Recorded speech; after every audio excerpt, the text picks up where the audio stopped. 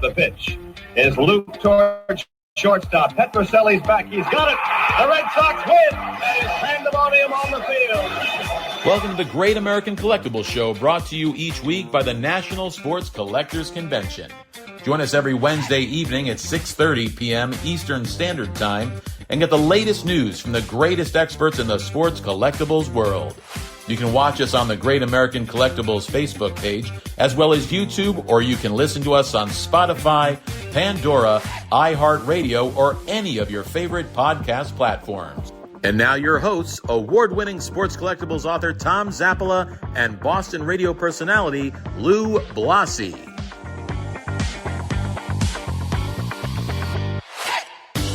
Hey, welcome, guys. Derek, the GOAT Grady, Joe Tomasulo from Goldin Auctions in the house again. Last week they were with us. They're with us this week. We asked them to do some yeoman's work, back-to-back shows, that last week and this week. You know something? You guys have the same shirts on, though, that you had on last week. You guys look, yes, do you sleep in your clothes? Depends. He's gonna go change. See, you see what happens when you say comes back topless. When you say stupid stuff, right? See, all right. I put a. You happy? I put. There we go. He put a black hat on. He put the black Goldin. I like it. All right, listen. Today we got a great show. We're talking Goldin. We're talking heritage. We're talking this wonderful, wonderful hobby. Lou's in the house. Rico's not here this week. I don't know where the hell Rico is. Last week he came on though. He got on in time, just about. Lou. Yes, he did. Right? Not on time, but he got.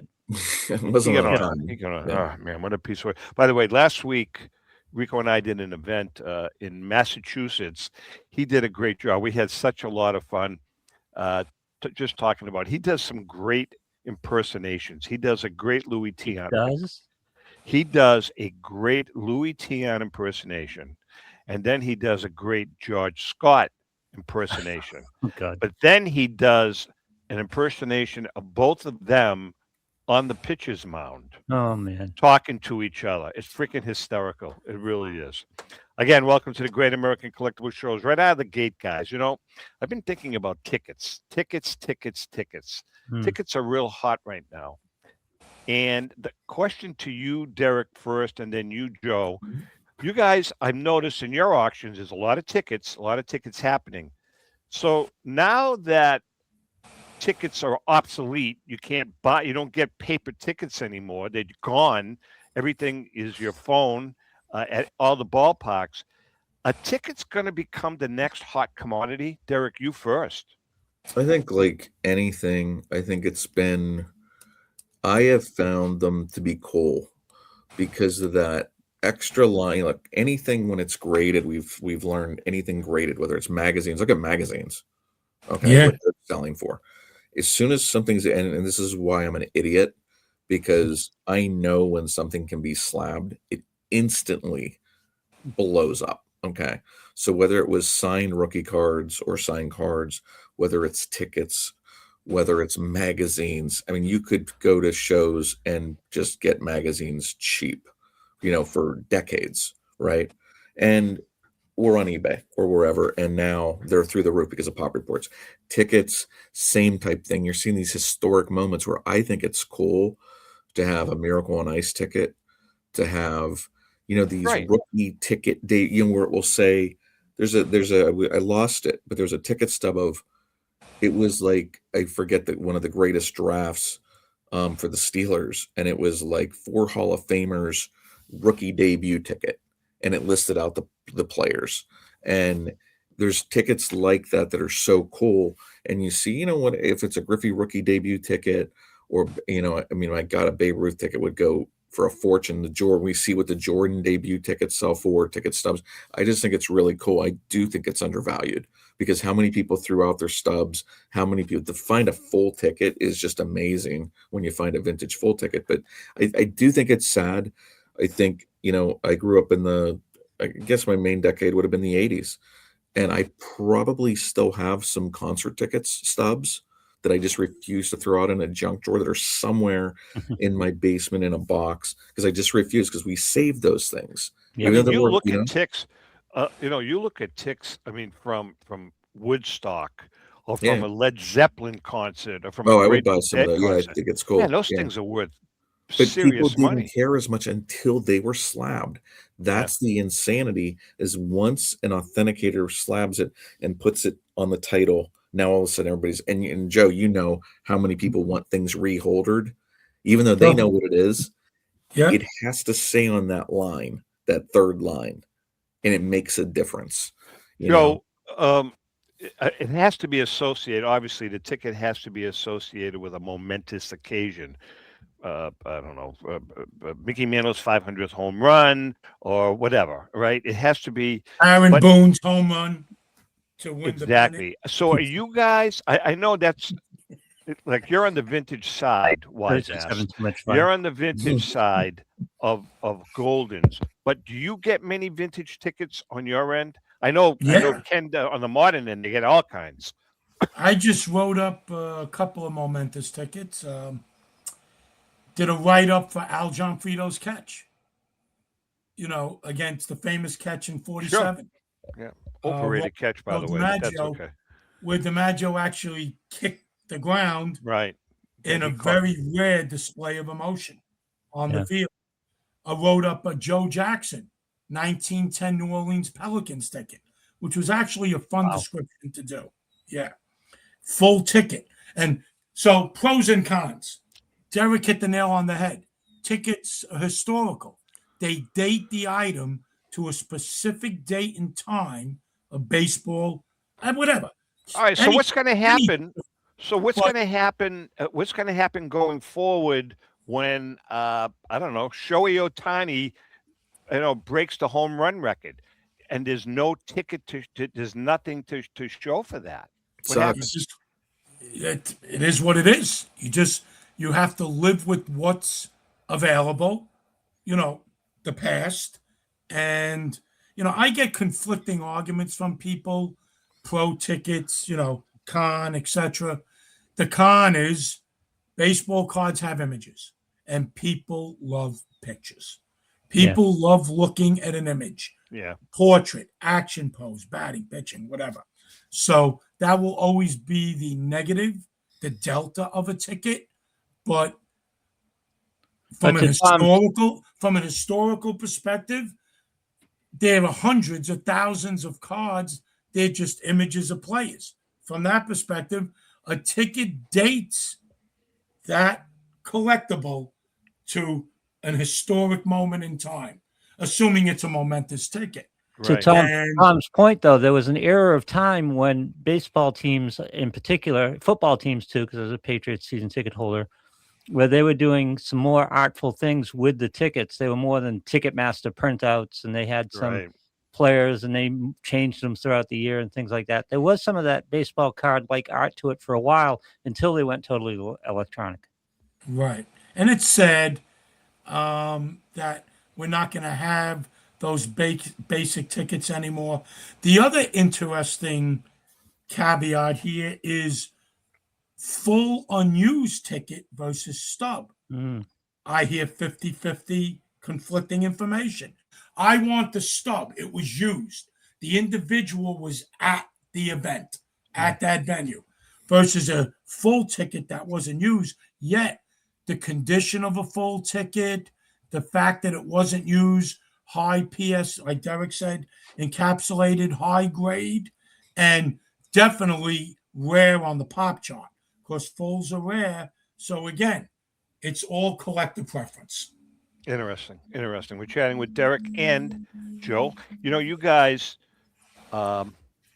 really are. I mean, Goldin Auctions and Heritage, I think you guys really are the two biggest sports auction houses pretty much in the country. Would you guys agree with that? I mean, you got guys like JP, Memory Lane, and others, but I mean, you guys seem to be, at least I know Heritage is huge.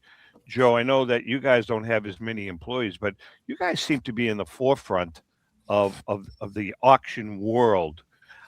But yet you guys are good friends and you're friendly competitors. How long have you guys known each other? Too long. Probably since my grading days at SGC, right, Joe? Yeah, yeah. So that goes back. I mean, I started at SGC, and I mean, I don't know when 20 Joe. years. Yeah, I mean, I started at 1998 at SGC, which this is ridiculous how old I am. I don't know what happened. And I really got into this hobby, Derek, in the early 2000s. So 20 Okay. to 25 years. Okay, yeah, Yeah. there you And go. Tom, regarding our auction houses being, the top two, I think I think the answer is yes.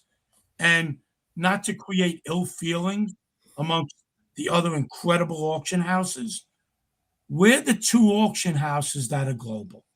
And I think that's the that's the winning ticket. That does have a lot to do with it. Yeah, I mean, And I think too, Heritage if sells everything, if everything, you, yeah, and they do but it at a world class level. to Joe's point, also the global part, but also I think if you talk to some of our competitors, and I have, they hear heritage constantly when somebody's shopping. I'm talking to Heritage. They also we hear a lot. I'm talking to Goldin. Those are the names we hear most. And I bet you that's what Joe hears most as well, that he hears, I'm considering Heritage, right? Let me click off this this call. Nice ring you have, man. Nice ring you Let's have. see. Yeah. So basically, I think that speaks volumes. If your competitors are saying, I hear your name all the time, every time, and we hear Joe Golden. Yeah, we hear Fanatics. Fanatics is huge. Yeah. Mostly modern cards, almost Right. all modern cards, Right. right? So, we can hear that on a modern consignment because I made it a point, even though, we're known for vintage and memorabilia, and we have modern memorabilia, but I saw that the modern cards and who's collecting the modern cards.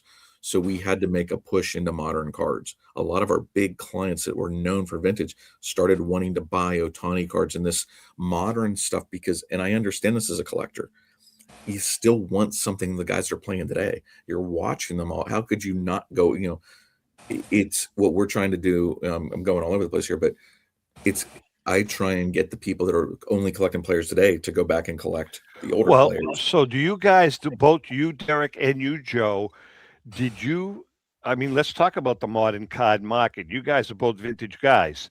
Have you guys had to go back into the classroom to really learn the modern card market? I don't think Joe has because he has 3 modern card experts there. Am I right there, A Joe? lot more than 3, Derek. Okay. On the modern cards. Yeah. On I the know the modern, big yes. 3. I know the big 3, but I know there's other guys that know it. Yes, to answer your point, is that, as kind of the head of the card department here, I definitely had to make sure Jason and Lee and Adam and Dallas and a couple guys in Dallas were not. Some of the guys do know the stuff, but there's a difference between knowing the issues and then knowing the highest end issues and knowing the clients that buy them. Okay. And we definitely you have to have it. You can't just have a few cards. I mean, look, are we known for modern? No, but we have the modern card record with the Jordan Kobe card. Right. Okay. We sold the most expensive card. We have Sports record. Yeah. There you go. I mean, sports record. I'm sorry. Yeah, you guys sold a Pokemon. Okay. But again, that's my TCG guy that would have to debate you on that. I don't know Pokemon. I know nothing. There you go. There's one thing I didn't. Derek, I'm in the same boat. I refuse As- to go as back I to am. class 4. Well, let me ask you, and I'll start with you, Derek, because you just brought up an interesting point about selling to these clients who are in the modern market. And we've seen a shift from vintage customers into the modern market. There's no doubt about it. Yeah. You have to evolve for the modern market and the modern clientele, or is it all kind of melding together, or is it moving one way or the other? Is it moving? I'm seeing some younger guys, which I love, buying Babe Ruth cards and Ty Cobb cards in any grade. That's the other thing. Joe, do you remember when 3s and 1s and 2 were just considered shit cards, and now 1s and 2s and 3s and authentics are people were thrilled to get a number 144 Gaudy Ruth or a green card. It doesn't matter if it's a 1, it's authentic, it's a 2. Eric, we had a full standing Gaudy Ruth and an authentic. It looked like it went through a chop shop. Filthy, disgusting, trimmed, cut. $5,000. I almost love fell it. out of Yeah. my Wow, chair. wow. See, I love this I because couldn't believe it. so the people that are going back, and that's why it's important too that we're still talking about 52 manos. We're not just talking about these Otani rookies. We are still talking about 52 manos, and these modern guys love 52 manos. And again, 52 manos in any grade, 51 Bowman manos almost now in any grade. It's a big deal, and they go for a lot of money, and in any grade, it's really cool to see it. But yes, Lou, I can't tell you how much excited I get because most people coming in do want the modern cards, see the players they're playing today, whatever sport they're talking about, or now soccer is even with the World Cup and stuff. There's a lot of soccer people. It's great to see Joe, people go back. how is your business, your two businesses, how are they going to have to evolve to deal with this new clientele? Well, just you got to hire more. With the modern experts, we've got them now. And again, Goldin really has them. They definitely have.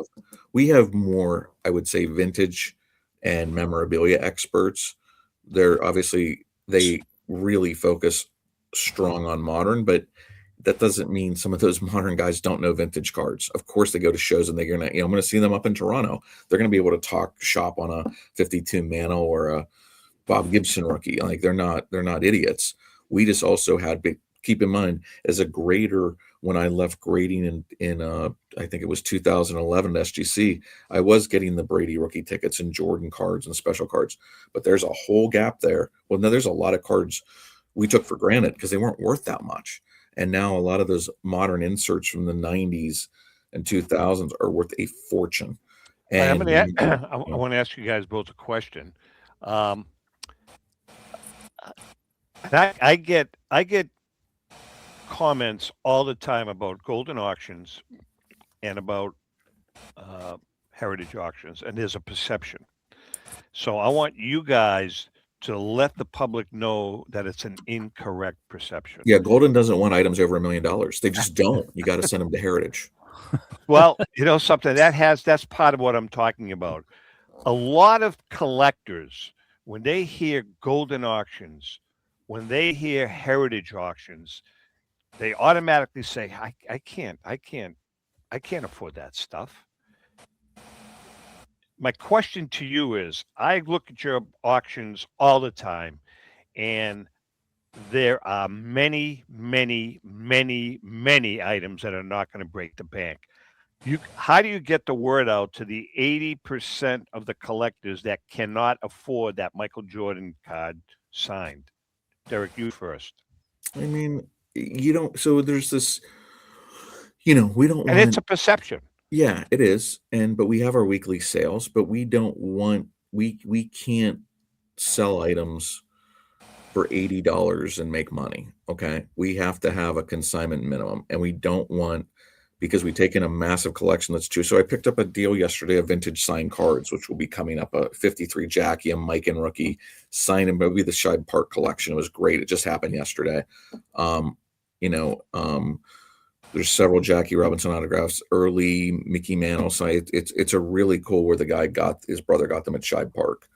Where am I going with this? Maybe I just want to tell Joe T. Well, he's whatever he's doing. I'm picking up 6-figure collections. He is too, I'm sure. But no, we went to the point. You can't just come up to us with. So my point was, in that $200,000 collection, most of the value are in those top 10 cards. Right. Okay. Then I've got to run a group of 53 signed, 53 Bowman signed. I can't just take in 14 signed 53 commons and run them individually. That doesn't happen. And Joe, the same holds true for you, right?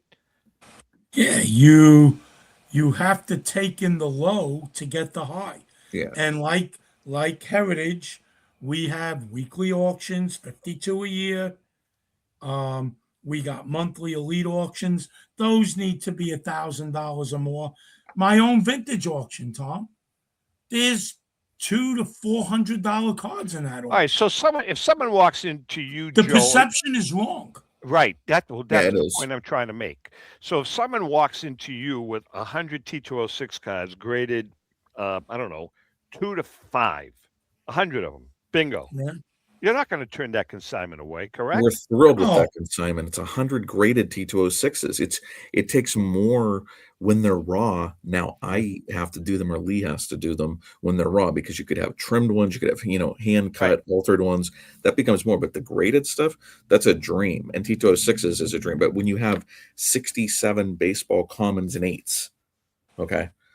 No, I can't just sell 100 of those. There's got to be stars in it, a partial set.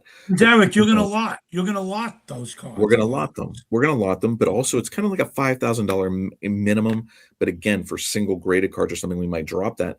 But if you came up with a collection that's going to total over 5,000, but if you just come up with $300 worth of cards, that's not for us. I'm going to send you somewhere else, or $800 worth of here's a few items. Well, so let me ask you before we take a break. You guys are all friendly competitors, and you just said something, Derek. So you would not hesitate to send them to one of your friendly competitors. Well, if it's below our consignment minimum, and I realize it's too much work, and we're just not going to make any money based on our overhead, based on, of course I'm going to send them. I'm going to bury Joe T in low level leads, so then I can go get the bigger ones. There you go. Right. I listen. I want to keep him busy. And I'll pass those leads right on to other Huggins people. instead.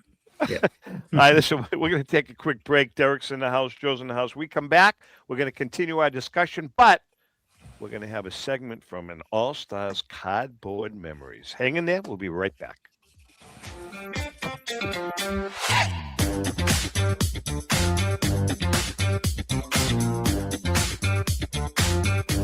In 1996, Brian Drent and the staff at Denver's Mile High Card Company have led the charge in the collectibles hobby. Mile High is a full-service dealer specializing in buying and selling cards, and offers a competitive consignment program for all collectors. Whether it be their computerized want list service, appraisals, or auction services, Mile High has it all. If you've been searching for a company with a selection of high-grade vintage 1888 to 1970 baseball cards and memorabilia that shares your passion, aim high, Mile High. Go to milehighcardco.com or call 303-840-2784 for more information. For more than 30 years, Robert Edward Auctions has been the industry leader when it comes to helping you realize the most money for your baseball cards and sports memorabilia. In addition to their unparalleled reputation for honesty and integrity, they reach the largest number of bidders in the business and offer lower seller's fees, as well as generous cash advances up front on your valuable material. Contact them today at 908-226-9900. That's 908-226-9900 or at robertedwardauction.com. This is Brian Drent, president of Mile High Card Company. Is your sports card and memorabilia collection properly insured?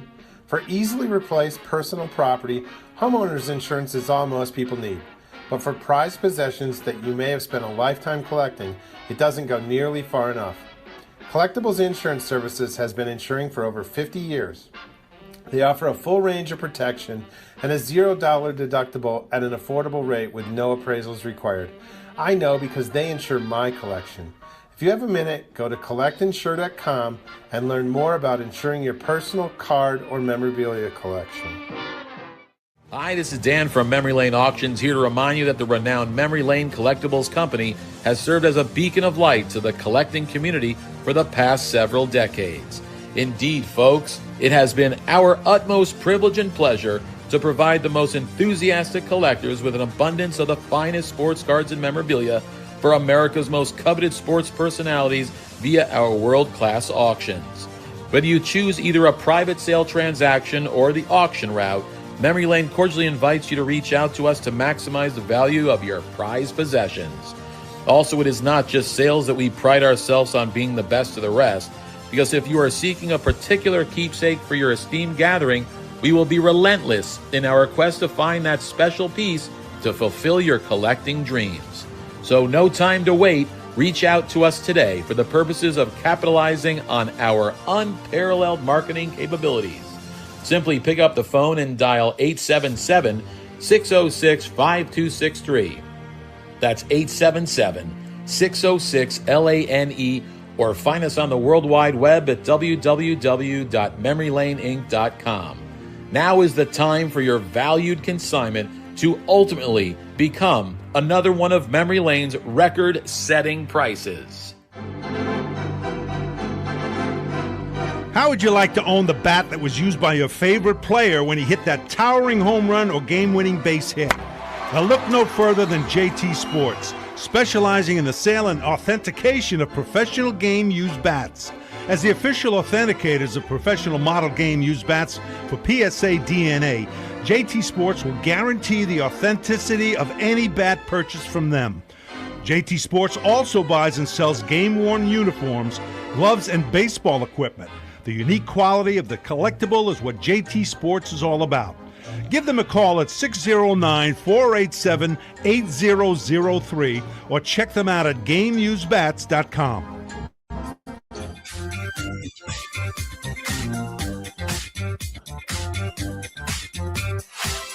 Okay, we are back. Joe Tomasulo from Goldin Auctions is in the house with his black hat. Joe, I like that hat. The white hat's kind of ugly, to be honest with you.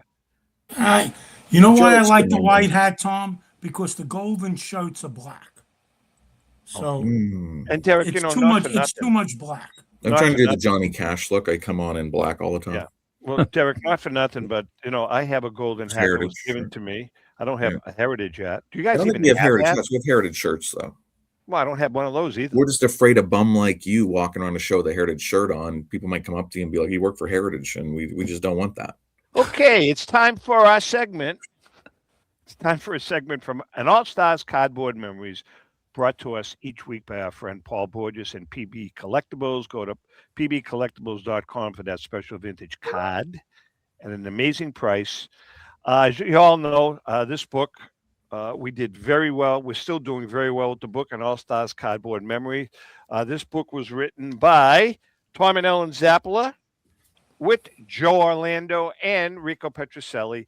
And as many of you know, we've talked about this before. Rico played with or against 55 of the greatest Hall of Famers during the golden era of baseball, everywhere from one of the most overrated players of all time, Mickey Mantle, to guys like Hank Aaron, Roberto Clemente, Brooks Robinson, and the rest. So I've been reading a segment each week. You can get the book by going to tomzappolamedia.com. I believe it's on sale. The book regularly retails for $39, but I think it's pretty cheap. Anyway, this week, Rico's choice was Brooks Robinson. And Rico and I had a blast when we put this book together, because him and I would be sitting in a restaurant, sitting in a bar, having a cocktail, and then I would turn on my phone and say, talk about Brooks Robinson. All right, so this week we are talking about Brooks Robinson. Rico says, I could spend hours talking about Brooks, not only on the field, but off the field. A real gentleman and a class guy. He was friendly and outgoing, and we became really good friends. We would joke with each other and have a few laughs when either he was on third base or I was on third base. Brooks was such a great third baseman. He had that first step. He was so quick, and his anticipation was amazing. Brooks had an uncanny ability to go both ways, and he was a magician at backhandling the ball. He was also outstanding at handling the bunt. Frank Malzone, my mentor, when I made the switch to third, was the only other guy who could field the bunt like Brooks Robinson. I studied Brooks a lot when I switched positions, hoping to pick up some pointers. When we would play the Orioles and I was in the dugout, I would focus on Brooks, closely watching his every defensive move. Did he have that first step because he was anticipating, or was it a God-given ability? Brooks was a solid hitter and had a great stance. He had that sweet swing and could hit the ball to all fields. At the plate, he could go the opposite way. He'd take a fastball low and away and then go the opposite way. He was also a clutch hitter and got some big home runs. Brooks was actually a better hitter than he gets credit for. Everyone talks about his glove, and who can blame them? He saved so many runs for his teams defensively that it was mind-boggling. I have Brooks in the top 2 third basemen of modern times, along with Mike Schmidt. Off the field, we did a few fantasy camps together. There was one fantasy camp that the Red Sox did jointly with the Orioles. Brooks and I talked a lot about the present-day players. He loved Mike Schmidt. When we traveled to Puerto Rico with the All-Stars in the 1960s, his wife Connie and my wife Elsie hit it off, and we all had a great time together, especially after we got to know each other better in Puerto Rico. He would always ask about the family when we were shooting the breeze on third base. I'll never forget when Tom Phoebus, the Orioles pitcher, threw a no-hitter against us, and that was in April of 1968. We were the defending champs, and Phoebus had been the AL Rookie of the Year in 1967, so we were expecting it to be a battle. Brooks robbed me of a hit in that game. I hit a line drive in the eighth between short and third. Brooks extended himself parallel to the ground and made an absolutely spectacular catch to save the no-hitter for Phoebus. Brooks Robinson truly deserved to be a first ballot Hall of Famer. As an MVP, perennial Gold Glover, and All-Star, he was one of the best. I am not ashamed to say that I admired him as an opponent and as a man. Both on the field and off the field, he was a great ambassador to the game. I was proud to know him and his wonderful family. I still wish I had the ball, though, that got by him. And that's another excerpt from an All-Stars cardboard memory. Now, Derek, you have some history with Brooks Robinson, correct? Yeah, I just went to the Cal Ripken Foundation, their 25th anniversary, sitting at the Brooks Robinson table, and he had just passed. But why am I up there kissing you? That's load on me. Canada wanted to use it. Okay. So, yeah, I took in the Brooks Robinson collection for Heritage, and I want to tell you, I know all the kids. Connie, she's still alive, but I'm close with Brooks Jr. It's actually the third, I guess. I don't think Brooks was actually junior, and his son's really the third. But wonderful family. All the kids are successful. First family ever where we were together and we say, Connie said, "What do you guys want?" The three boys, the daughter. Okay. And every one of them said, we grew up with it. We saw Dad play. We lived it. Johnny Unitas came over to the house. Frank Robbins came over to the house. I mean, everybody came in, that's how they lived. And they said, we don't need anything. You're going to give it all to charity. Give it all to charity. And that is how they raised their kids. That is how the Robinsons lived.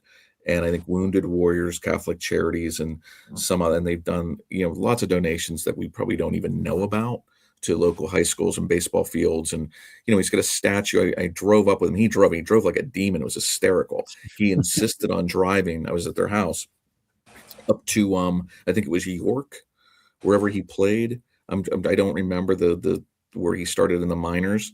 And we took a picture outside with a statue they just put up. And there was a guy sitting on a park bench, and he just, started tearing up. He couldn't believe Brooks Robinson because he went to see the statue and he couldn't believe it. Brooks was like, come in the photo. And the amount of times that I went out to dinner with them, and I call myself blessed to know them and be out to dinner with them, I would always be the one that would take the camera. People would get up, come over, work up the courage to come say, Mr. Robinson, my son's named after, my daughter, somebody's named after Brooks, right? Right. And can we get a picture? I hate to interrupt you. Well, they always hate to interrupt you, but they do it anyway. And I would take the camera. I would go find a pen so they could sign autographs. But it was truly, he was a gentleman, and, he was so well loved by the Orioles. We love the guy. Joe, what do you have thoughts on him as a third baseman? Where do you rank him? Well, obviously Schmidt's number one because of his bat. And Schmidt also won like 9 or 10 Gold Gloves. But fielding-wise, he set the benchmark, Tom. I mean, he was so smooth. Here's the thing. You couldn't be better defensively than Brooks Robinson. There's only a certain level you can achieve at anything. So Brooks Robinson set the benchmark. Are there third basemen who maybe competed against him defensively? Possibly, yeah. Even Clete Boyer. My dad told me Clete Boyer was a phenomenal third baseman. Greg Nettles in his prime with the Yankees. Great third baseman. And you didn't win a Gold Glove for 15 years. Yeah. Which is crazy. So if you were if you were in the AL, you weren't winning a Gold Glove, period. Right. But I probably rank him fourth behind Schmidt, Brett, How about Chipper Boggs? Jones, and Chipper Jones. What about Boggs? Yeah, but Boggs didn't have power. and he was just okay defensively. He had a weak arm. I'm gonna put Boggs behind Robinson. I'd rather have Brooks Robinson. Yeah. So, Yeah. Right. but Chipper Jones and Brett were fine fielding third baseman, but their hitting was so exceptional. I got to put them over Brooks. Interesting. We're chatting with Derek and Joe. Derek from Heritage Auctions, Joe from Goldin Auctions. Let's talk about. I think I mentioned this last week, Derek, to you. There's some lawsuits kind of floating around out there about these breakers, and is it gambling? Is it not gambling? I mean, it's pretty prevalent throughout the hobby now. What are your thoughts on that? And Joe, I want to get your thoughts on is it gambling? I mean, I think when you go buy a wax box for $300 and your odds of pulling out anything good is slim to none, is that gambling? So, people, at least when you buy into a break or the repacks, I think that's part of it, where I think people were talking about breaking, certainly, because it's like a game of chance. You give them money, you get one slot, and you hit this card. But what they're doing now, where they have vending machines in Vegas and other airports and places where you can put in 100, you pick it, $100, $200, $300, $50, and you get an item. And you can either, if you hit, you can sell it back to them. If you fail, you can still sell it back to them. You get back X amount of your money. How do you stop gambling? I mean, maybe it should be regulated, but how would you stop? Yeah, you see the sports betting. It's been around forever. Well, I want to get Lou involved in this too, because Lou does this for a living and not gamble, Okay. but Lou is in the sports book. Joe, what are your thoughts before I ask Lou? You know what, Tom? I'm going to pass the baton to Lou. Well, Lou will be great here. I'm going to defer to my constitutional Fifth Amendment right. I don't want, politically speaking, I don't want to speak to this. I really don't. No, that's fine. I'm going to pass the baton to Lou. I'm curious. What's this is? Well, I think you could probably a breaking subject as gambling in general. You don't like gambling, Joe? I don't want to speak to the gambling issue. I don't. Okay. Interesting. Very interesting. That's Joe. Weird, Joe. I learned something. It's not weird. It is weird. Why you can't have an opinion? You're one of the most opinionated guys I know. You can't have an opinion? You're allowed to have an opinion. There's nothing that Goldin's not going to. I mean, Joe, it's interesting. You and I've talked about this, Joe. I walk on eggshells with career suicide issues. What would be the career suicide of liking gambling or not liking gambling? It doesn't matter, Joe. Gambling addiction, those types of things. I can see Joe's point. I mean, I personally, Lou, my gambling background. I probably have not spent in my entire adult life, and this is the God's honest truth, $400 in gambling, wow. Whether it be a lottery ticket. Yeah, and the reason being is because I was brought up in a household, and just as public. I mean, everybody knows this, like at least in this area, and I've talked about it many times in the year, where I grew up in a very Italian family. Let's put it that way. Sicilian family, and with a bunch of phones. My up in the third floor of my home, my boyhood home in downtown Lawrence, Massachusetts, there was a third floor, and I can remember one day going up into that third floor and asking my mother, "Why are all these phone jacks in the three rooms 18 inches apart from each other?" And she would say, because there was always activity up there, and she would say, "That's where your father and your uncles are all working. You stay out of there." And that's the way it was. I mean, there was a bookmaking operation, not a minor one, a major book operation going on until they finally moved to another location. And my dad and my uncles, that in my family, they were high roller gamblers. I mean, my dad would walk into my house and throw $50,000 on the table that he had won at the racetrack.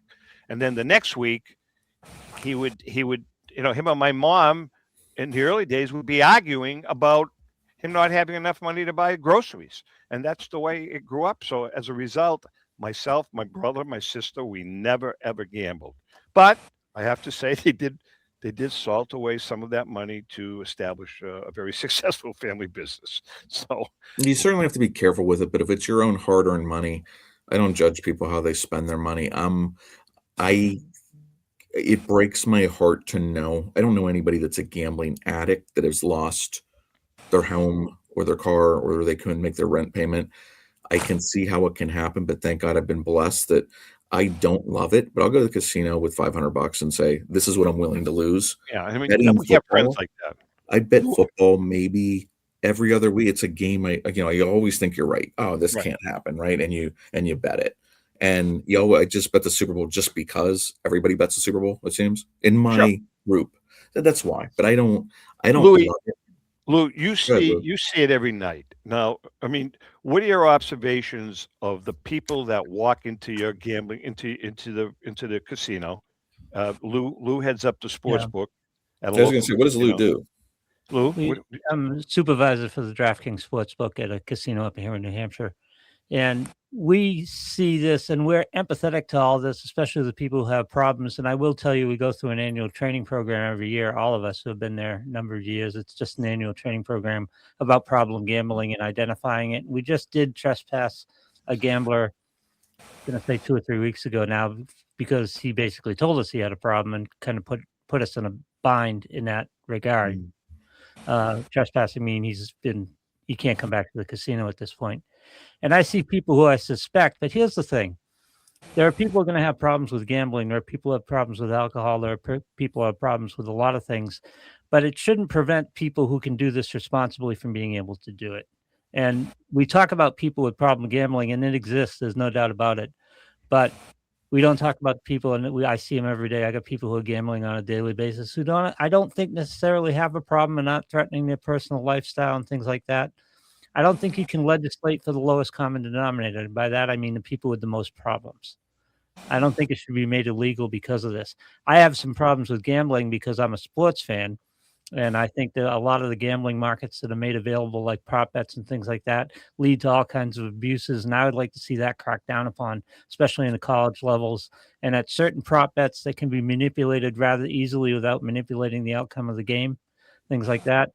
The sports breaking problem with gambling, Derek, you hit the key for them on the legislation is when you buy a pack for $300, you're getting something substantial for $300. You're getting the pack. You don't know what the value is, but you know what you're getting. What they're kind of designating, and I think it's a very poor designation. I think it's a very poor separator. They're saying when you buy a slot in a break, you're just getting the slot. You don't know what the value of that is when you're buying it. So they're looking for ways to get involved in this and control it and possibly tax it. I think it's a little bit abusive. I think it's government intrusion in these cases. But I really don't have much to say about it. Governments are going to try to make money, and we're going to run casinos. And again, there are people who can gamble responsibly. There are people who can handle this responsibly. I feel for the people who can't, and we try to be aware of them and try to take care of them if possible. But like many products in our modern marketplace in our everyday lives, there are people who are going to abuse them. People abuse shopping. They abuse credit cards. They abuse absolutely. Alcohol. Yeah, there you go. Good point. That's a good point. All right, listen. Great example. We're going to take a quick break. Well said, Lou. And, it's a good topic. We're going to take a quick break. We got more to chat about. We have one more segment with two. Do you think you have a good topic left in you? Because you usually don't. Oh, I do. You hit it out actually, that was a good one. You know what? When we come back, I'll tell you what I want to chat about. God. I want to get your opinions. Two heavyweights, I say, in the collectibles industry.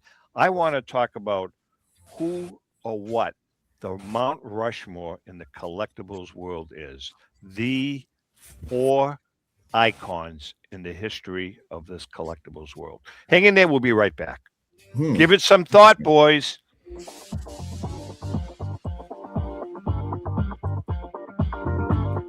Is a family-owned and operated online auction specializing in autographed memorabilia, sports cards, coins, art, and collectibles. Since their founding in 2010, they've grown to 2 facilities in Phoenix, Arizona, totaling over 60,000 square feet, Jared Cavalier and an incredible staff of over 150 team members serve a very large customer base and enjoy every minute of it. By working with leading authentication companies, Pristine ensures all items are 100% authentic. In addition, third-party authenticators regularly travel to Pristine Auction to provide authentication services on site. Pristine Auction strives to operate its business in a way that's honoring to God, their families, and their customers. With a strong focus on speed, quality, and premier customer service, their mission is to be the leading online auction for every level of collector and fan. Pristine also works for Hope Sports and Identity Hoops International, traveling to Mexico to build houses for the less fortunate. Pristine Auction offers several online auction formats with thousands of auctions ending each day. For more information, go to pristineauction.com. That's Pristine Auction, the best in the business. If you are a discerning collector interested in owning the most important pieces in the hobby, look no further than Leland's Auctions. The original sports auction and appraisal house, Leland's was established in 1985 by legendary Pioneer founder Joshua Leland Evans. And today, President Mike Hefner carries on the tradition. From the Tom Brady card and memorabilia collection to the famed Boston Garden auction to high-end card auctions from every major sport, Leland's has always maintained the highest standards. Go to Lelands.com and get your bid in. That's Leland's, the hobby's leading sports auction house for 4 decades. It's often been said that championships are won on the practice field, and world records come only to those willing to work harder than everybody else. Heritage Auctions is the world's largest collectibles auctioneer because we believe that becoming the best is only an invitation to the challenge of remaining the best. This requires the skills of the hobby's top experts, capable of identifying and maximizing value for our consigners. It requires the most visited website in the industry, courting a global audience of collectors over 1.5 million strong. It requires a dedicated press department that expands our global reach far beyond the entrenched hobby marketplace. It's hard work, but a simple premise. Present the finest collectibles to the largest population of potential buyers, and world records will come. We invite all listeners to put the unmatched power of Heritage Auctions to work for you. Auction evaluations are always free, and our commission-based fee structure ensures that our interests are always aligned. The highest possible price for your collectibles. There will always be new world records to chase, so let's chase them together. Visit our website at ha.com and request your no-obligation review today. Hi, this is Dan from Memory Lane Auctions, here to remind you that the renowned Memory Lane Collectibles Company has served as a beacon of light to the collecting community for the past several decades.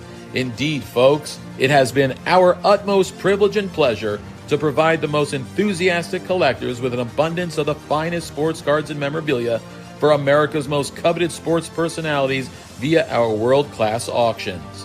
Whether you choose either a private sale transaction or the auction route, Memory Lane cordially invites you to reach out to us to maximize the value of your prized possessions. Also, it is not just sales that we pride ourselves on being the best of the rest, because if you are seeking a particular keepsake for your esteemed gathering, we will be relentless in our quest to find that special piece to fulfill your collecting dreams. So no time to wait. Reach out to us today for the purposes of capitalizing on our unparalleled marketing capabilities. Simply pick up the phone and dial 877-606-5263.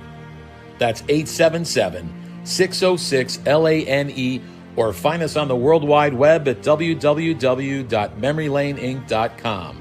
Now is the time for your valued consignment to ultimately become another one of Memory Lane's record-setting prices.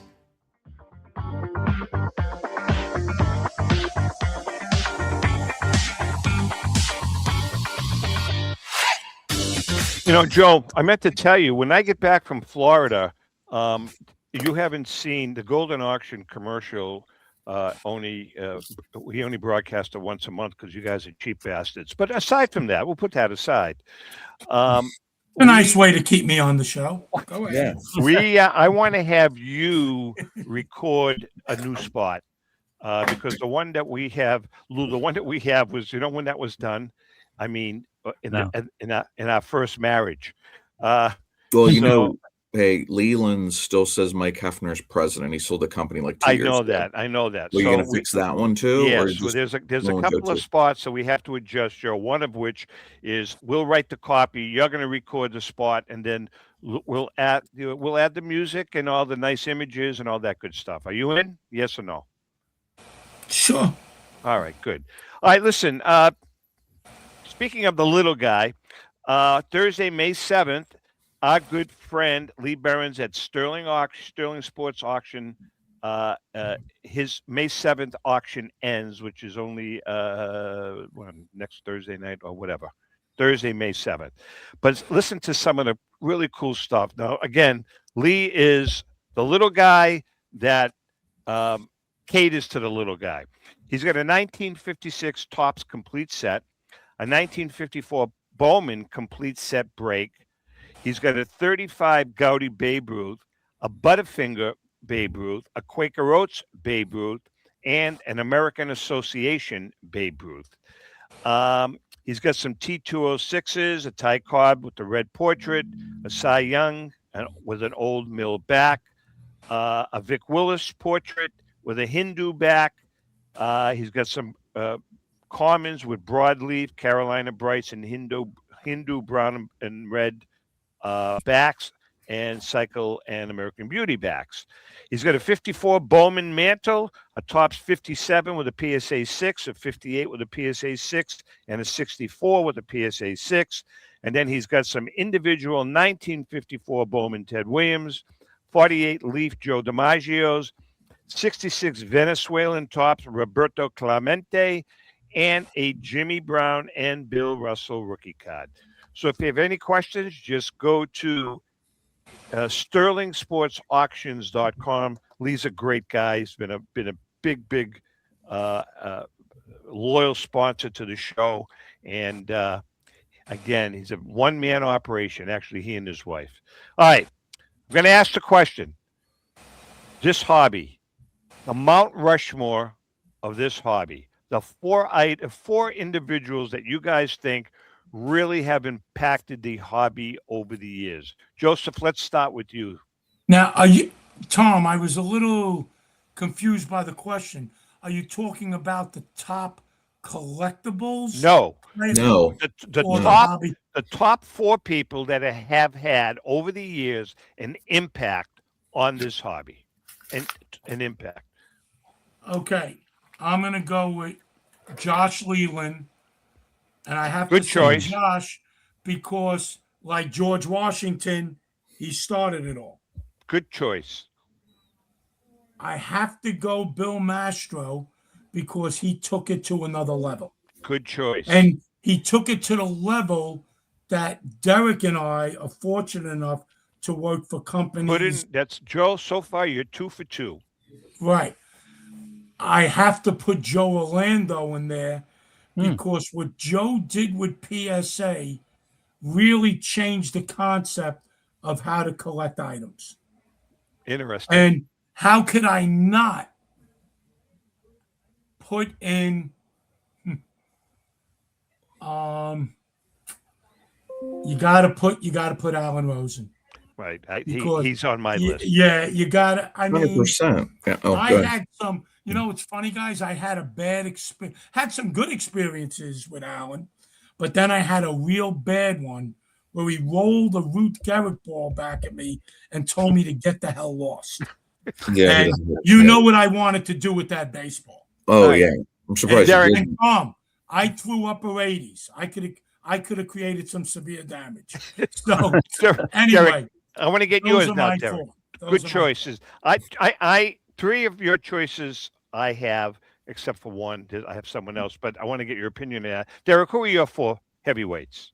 100% Josh Evans.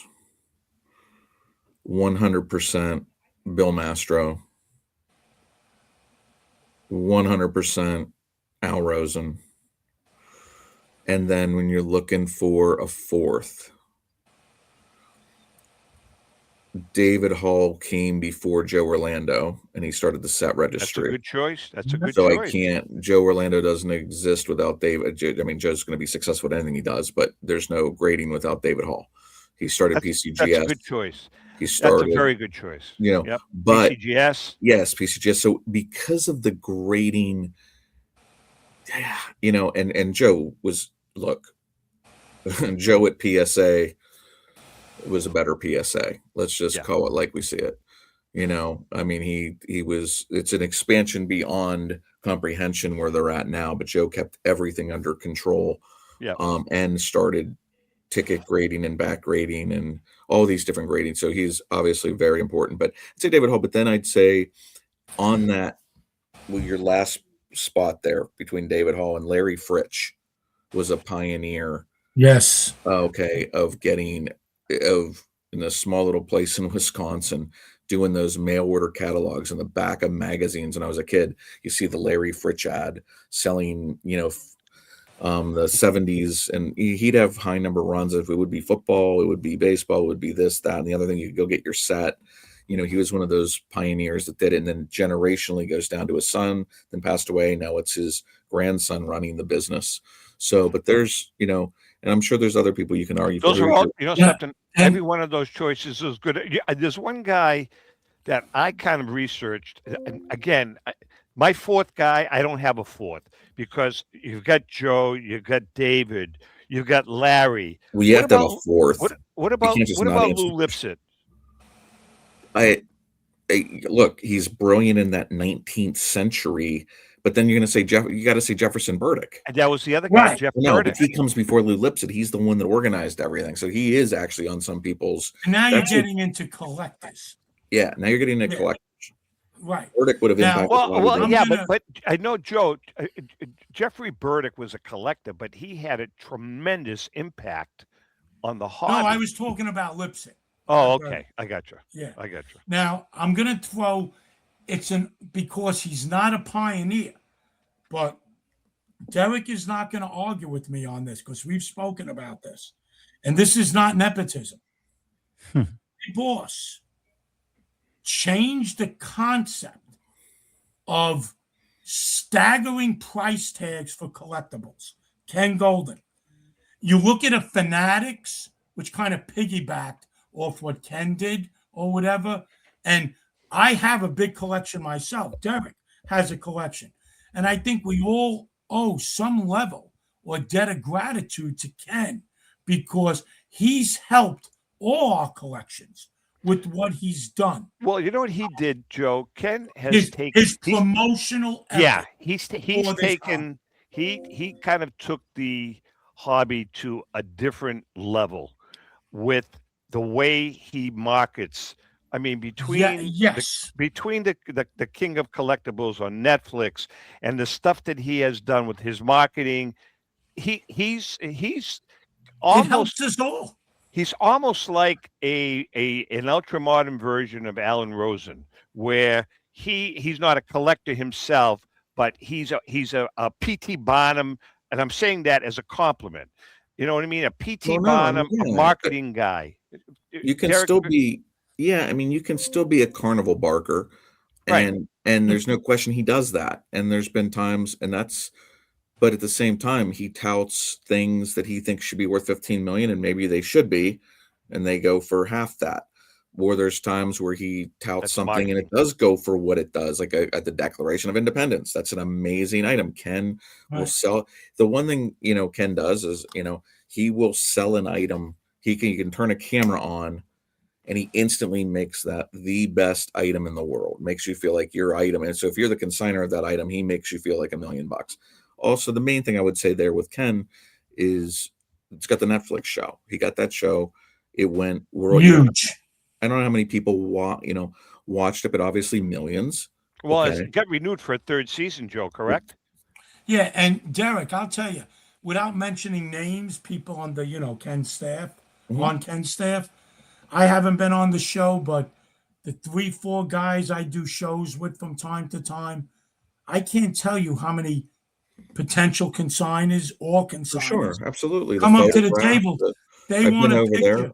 I'm friends they with want a those picture guys. with Dave or Frank or People Carl. will ask for an autograph or a photo. It goes a long way. It does. Interesting. But yeah, I mean, I wouldn't have him up on the Mount Rushmore. But like I said, I think we universally agreed on 3. Yeah, no, Okay, there's no doubt. And you know, David Hall is really a probably should be, consideration. honestly, He's a consideration. because There's no doubt. grading is so important, and he's the one that started it. Yep. Okay, and It's our hobby. No question. All right, so now I'm going to throw one more out at you guys. And if you can't mention a name, I'm saying of the names you can mention, let's put it that way. Who's the single Mount Rushmore, top of Mount Rushmore collector of all time? Collector. Oh boy, I mean, one. We can't do 4. I do 4. Well, Joe's going to try and kiss as many consigners' heinies as possible. No, he's a guy. Some of them may be retired. Some of them may be dead. Yeah, I mean, this is just opinion. Yes, so let me clarify. No, of course, it's the opinion. express written can, whatever. How do you say that, Lou? Just so Marshall. Opinions are not of heritage. Let's just throw out Marshall Fogel. He's right. Obviously, Marshall Fogel is one of the most famous high-end collectors. He came in with his best friend Bill Mastro, and we're buying the high-end items early on. Marshall Fogel has to be on the list. 100%. What about Scott Ireland? He's right there, but I'm going to put someone over Scott Ireland.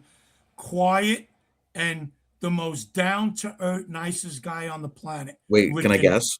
Richard Massey. Richard Massey. Yeah, I mean, it's no question. I don't know him. I know who he is. Because you should know him. Because he's been buying cards and putting together every card set imaginable. Right.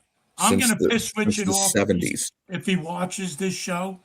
The only issue I have with Rich, he inexplicably still thinks Man of War was better than Secretariat. And no shot. You know what? No shot. I'm going to throw a name out. And based on all of the extensive research that Ellen and I have both done over the last 6 months on this guy, and this guy really, some people are going to disagree with me, but this guy really has managed to keep the two things separate. Nat Turner's collection is off the charts. Nat Turner's personal. I haven't seen it, so if you've seen it, it's beyond mind-boggling. Is it? I believe it. I mean, obviously, he's. I'm sure it is. What about Kendrick? Oh, you have Kendrick's. Kendrick's, he's got a great collection. There's no doubt. His Diamondbacks collection is probably the single greatest collection, but Nat's collection is just like incomprehensible. Just incomprehensible. I'm talking not thousands, millions of cards. Vintage and modern, both. Right, Vintage and modern. Yeah, that's important. I do 54 unopened Topps boxes. Just one of those. Yes. I know where he got it from. Yeah, no, he's got a ton of the wax boxes, but he does modern vintage, and that's cool. It's mostly modern, but it's just absolutely incredible. I mean, you know what, Tom? I'm going to add one more name.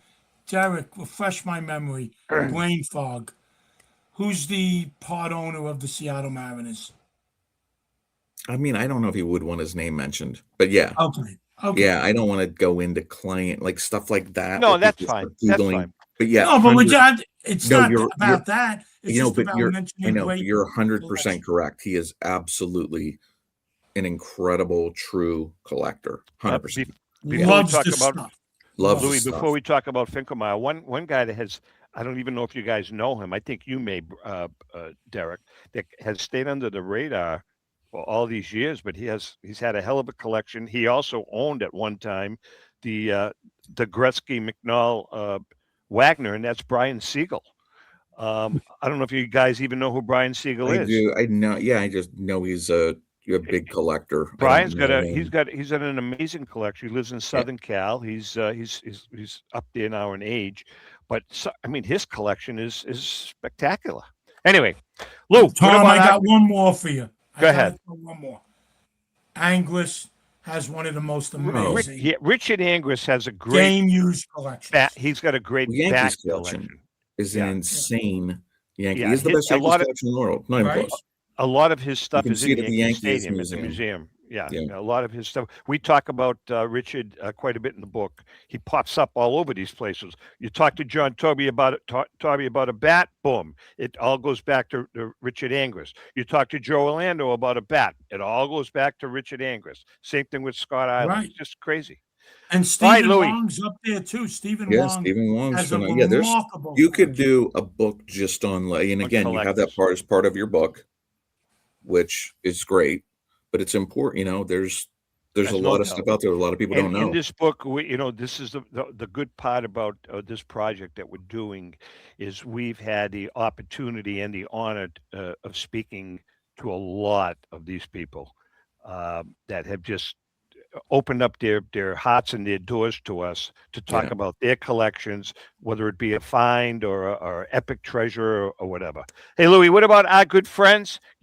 By the way, you need insurance for all of this. Go ahead, Lou. The esteemed Finkelmeyer Insurance Agency has been insuring collectibles since the early 80s. The late Tom Finkelmeyer wrote the original sports memorabilia insurance policy when no one else in the industry was insuring sports collectibles. A lifelong collector of cards, Tom Sr. instilled the love of collecting in Tom Jr., the current president of Finkelmeyer Insurance Agency. Tom Finkelmeyer Jr., with 3 decades of insurance experience, has paired that expertise with 50 years of collecting and with a litany of professional designations, including counseling and risk management. Tom covers every aspect of your collectibles insurance needs. Unlike some of the companies that sell collectibles insurance directly to the consumer online, Finkelmeyer Insurance Agency is the only independent retail agent who specializes in sports memorabilia and collectibles nationwide. Representing all major companies that sell collectibles insurance, there's no agent that insures more collectors, dealers, appraisers, auctioneers, or events in the collectibles hobby than Finkelmeyer Insurance. Our good friend and hobby legend John Tobby of JT Sports has been using Finkelmeyer Insurance for over 20 years. For more information, go to thefia.com, thefia.com. That's Finkelmeyer Insurance, where collecting is our passion. Guys, what can I say? You guys, the last couple of weeks, you guys have both stepped up to the plate. I greatly appreciate it. You came up with a couple good topics here. I loved it. I actually have a question for you. Yes, sir. For you and Ellen. Has this book on greatest finds, collections, has this been your, finest endeavor with your book? Hands down, Joe. Ellen and I, we've talked about this ad nauseum. For us personally, of all the books that we've written, and this is our 8th book from this series and last, this book by far has been the most fun and the most interesting. When you write about the T206 collection or the Crackerjack collection, you're limited. You're kind of limited as to what you're writing about. You're writing about the player, you're writing about the card and all of that. We've had this project, man, it's been we're all over the place. We started with all of these finds, and we wanted to limit it to about 100 of them, and not just finds, epic treasures. And then what happens is one pops up, a new one pops up that we've already written a narrative about, but we want to limit it. So it's so good that we have to take out one of the ones we've already written about. Right. That's what's been happening. It's just been, just one thing after another, and it's been so much fun. It really has. Can you give your viewers a glimpse as to its targeted release date? Yeah, right now, Joe, we're looking at the 2027 National. So it's not for another year and it's going to make sure I get a free copy. Well, we're talking to PSA.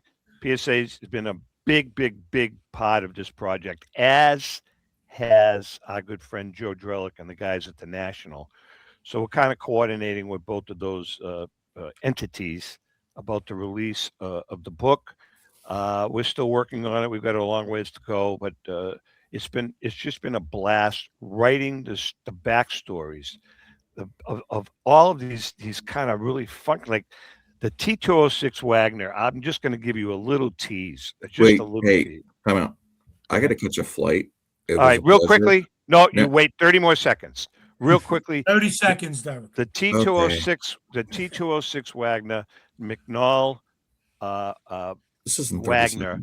Yeah, we're almost there where we can connect the dots, and we can almost go back to exactly where the card came from a tree, because it's card. Yeah, okay, yeah, great. we're pretty close. Derek, thank you so much. Have a safe flight to Toronto.